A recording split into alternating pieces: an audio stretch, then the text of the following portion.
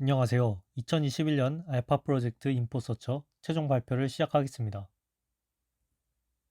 목차로는 프로젝트에 대해 소개드린 뒤 텍스트, 이미지, 오디오 분석에 관해 차례로 설명드리고 예상 효과에 대해 설명드리겠습니다. 먼저 프로젝트 소개입니다. 기존의 정보 탐색은 수동적입니다. 즉, 우리가 무언가를 인터넷을 통해 알아내는 과정에는 스스로 검색어를 생각해내는 과정이 필요합니다. 이 때문에 평상시 수많은 컨텐츠를 소비하면서 번거로운 경우가 자주 발생하게 되고 이로 인해 불편함을 겪습니다. 저희는 이 과정을 자동화할 수 없을지 고민에 빠졌습니다. 인포서처는 정보 탐색의 과정을 자동화해주는 프로그램입니다. 크롬 확장 프로그램으로 크롬 웹브라우저에서 사용자가 보고 있는 화면의 글, 이미지, 소리를 토대로 관련된 정보나 자료를 사용자에게 자동으로 제공해줍니다. 이를 위해 저희는 크게 세 가지 주요 기능을 제공하기로 했습니다. 첫 번째로 텍스트 분석은 현재 사용자가 보고 있는 글과 관련된 네이버 검색 결과를 추천해주는 것입니다. 두 번째 이미지 분석은 현재 사용자가 보고 있는 페이지에 존재하는 이미지로부터 쇼핑 검색어를 추천하는 것입니다. 마지막 세 번째로 오디오 분석은 현재 사용자가 듣고 있는 소리를 처리하여 음악 인식 결과를 제공하고 STT를 통해 텍스트 분석 결과를 제공하는 것입니다. 텍스트 분석 파트에 대해 설명하도록 하겠습니다. 텍스트 분석에서의 목적은 현재 사용자가 보고 있는 글과 관련된 정보를 전달하는 것입니다. 예를 들어, 노트북 관련 글을 읽고 있었다면 해당 노트북 기종 관련 글을 보여주면 좋을 것이고, 여행 관련 글을 읽고 있다면 해당 여행지 관련된 글을 보여주면 도움이 될 것이라 생각합니다. 이 기능은 크게 세 가지 과정으로 진행되는데, 첫 번째는 뉴스, 블로그 등의 장문의 글에서 핵심 텍스트를 추출하는 것입니다. 그 다음, 해당 텍스트의 중심이 되는 해당 글을 나타낼 수 있는 키워드를 추출한 뒤 해당 키워드와 관련된 글을 검색하여 링크를 제공하는 과정을 거쳐 사용자에게 기능이 제공됩니다. 첫 번째인 중심 텍스트 추출은 저희가 크롬 익스텐션 기반으로 개발되었기 때문에 해당 페이지의 HTML에 쓸모없는 텍스트들, 예를 들면 화면에 버튼이나 링크나 리스트 같은 아이템을 제거하여 핵심 텍스트만 남기도록 개발했습니다. 또한 이렇게 걸러진 텍스트를 한 번 더 걸러내는 작업을 통해 정확도를 높였습니다. 이렇게 추출된 핵심 키워드에서 소이 NLP 라이브러리를 이용하여 명사를 추출하고 1g, 2g으로 이루어진 말뭉치를 생성한 뒤 KR 워드랭크라는 랭킹 알고리즘 기반 라이브러리를 이용해 핵심으로 여겨지는 키워드를 추출하는 과정으로 진행됩니다. 이후 추출된 키워드를 네이버 API 중 검색 API를 이용하여 검색한 뒤 관련된 글의 링크 중 일부를 사용자에게 전달합니다. 네이버 API를 사용한 이유는 블로그, 뉴스, 쇼핑 등 다양한 분야에 대해 검색이 가능했기 때문입니다. 이렇게 추출된 링크를 사용자에게 전달한 뒤 적당한 UI를 통해 사용자에게 표시하도록 개발했습니다. 화면에 보이는 사진은 결과의 예시입니다. 제주도 점심 식사와 관련된 글이기 때문에 제주도의 식사 관련 글들이 제공되는 것을 확인할 수 있습니다. 추가로 글들을 분류하는 시도를 했는데요. 뉴스, 쇼핑, 영화에 대해 각각 20만 개씩 총 60만 개의 데이터를 수집하고 이를 딥러닝을 이용한 분류를 시도했습니다. 처음에는 버트를 이용했지만 의미 있는 결과를 만들지 못했고 LSTM을 이용하여 분류를 시도하여 테스트셋에 대해 97%의 정확도를 확보할 수 있었습니다. 해당 글의 분야를 분류할 수 있다면 맞춤형 서비스를 제공할 수 있기 때문에 의미 있는 결과라고 생각합니다. 화면의 표는 텍스트 데이터셋의 컴퓨전 매트릭스인데요.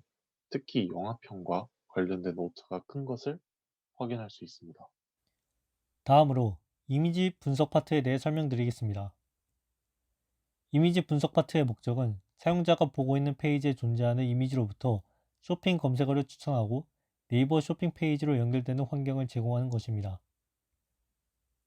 해당 기능이 수행되는 과정은 이와 같습니다. 먼저 HTML 돔에 접근하여 이미지 태그를 모두 추출하고 이미지를 추출 및 가공하여 송수신에 용이한 형태로 변형합니다.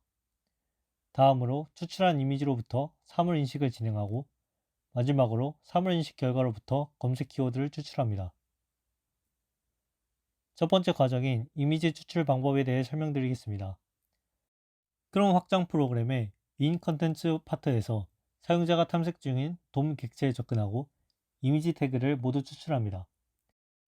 이후 추출한 태그로부터 이미지 데이터를 추출해야 되는데 이는 캔버스 객체를 동적으로 생성하여 구현했습니다. 캔버스 객체를 이용하여 이미지 데이터를 베이스 64로 인코딩해 가공합니다. 하지만 현재 과정에는 크로스 오리진 보안 정책에 따른 한계가 존재합니다. 이는 프록시 서버를 구성하여 해결할 수 있을 것으로 보입니다. 다음으로 사물 인식 방법입니다. 사용자가 탐색하는 페이지는 시간이 지남에 따라 빈번하게 변화할 것입니다. 이런 환경에서는 빠른 속도를 가진 실시간 사물 인식 기술이 필요합니다. 욜로 V3는 빠른 인식 속도를 가지면서 높은 정확도를 보이는 모델이기 때문에 해당 모델을 채택하여 사물 인식을 구현했습니다.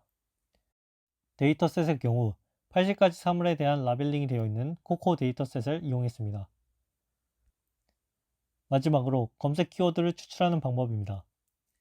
먼저 사물 인식 결과로부터 검색 키워드를 추출해야 되는데 이는 인식된 결과 중 가장 많이 인식된 사물을 찾아 해당 사물을 검색 키워드로 활용하는 단순한 형태로 구현했습니다.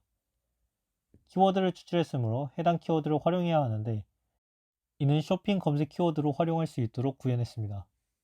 사진에서 보이는 바와 같이 사용자가 자전거에 관한 페이지를 보고 있을 때 웹페이지 내부의 이미지로부터 자전거를 인식하여 사용자에게 자전거에 대한 네이버 쇼핑 페이지를 안내하는 것을 확인할 수 있습니다.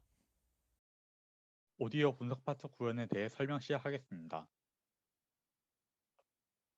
오디오 파트에서의 목적은 인포셔처 프로젝트의 타 도메인에서와 같이 현재 사용자가 듣고 있는 소리와 관련된 정보를 전달하는 것인데요.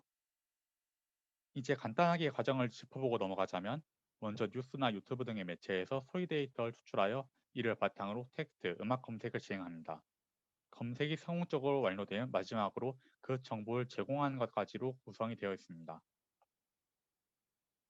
오디오 추출 방법으로는 간단하게 크롬 익스텐션에서 제공하는 탭 캡처 기능을 사용했는데요.